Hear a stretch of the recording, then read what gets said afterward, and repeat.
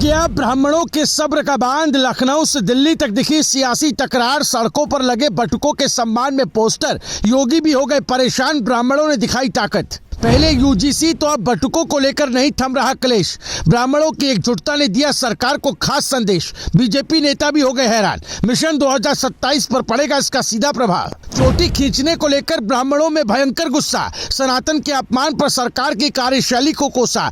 तस्वीरें देखकर रह जाएंगे दंग। यूपी की सियासत में फिर से मचा हड़कंप। प्रयागराज से उठी एक चिंगारी अब लखनऊ की सियासत में आग बनती दिख रही है और ब्राह्मण समाज का गुस्सा अब खुलकर सामने आ गया।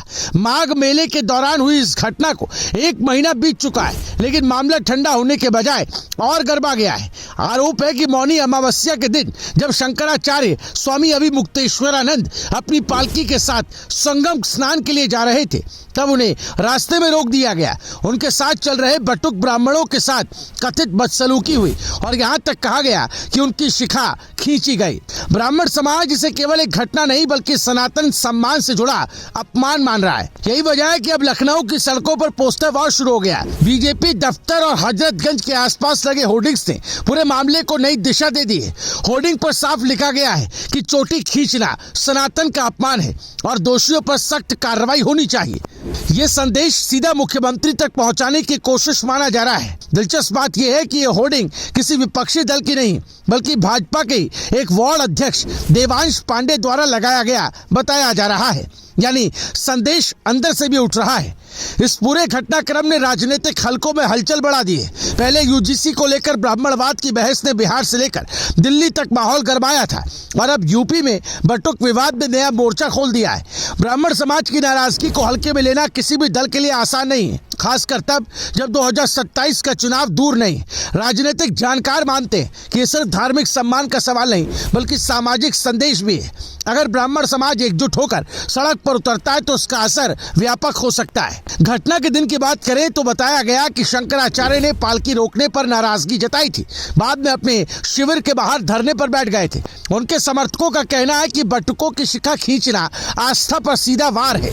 हालांकि प्रशासन की ओर से अलग बयान सामने आए, लेकिन तस्वीरें और बयानबाजी ने आग में घी का काम किया है। अब जब लखनऊ में खुलेआम होर्डिंग लग रहे हैं तो ये साफ संकेत है कि मामला दबा नहीं है। राजनीतिक स्तर पर यह स्थिति संवेदनशील मानी जा रही है। एक तरफ सरकार कानून व्यवस्था और भीड़ नियंत्रण का हवाला दे सकती है, दूसरी तरफ ब्राह्मण समाज इसे सम्मान का मुद्दा बता रहा है। बीजेपी के भीतर भी इस विषय पर अलग अलग सुर सुनाई दे रहे हैं। कुछ नेता खुलकर समर्थन में दिख रहे हैं तो कुछ चुप्पी साधे हुए हैं।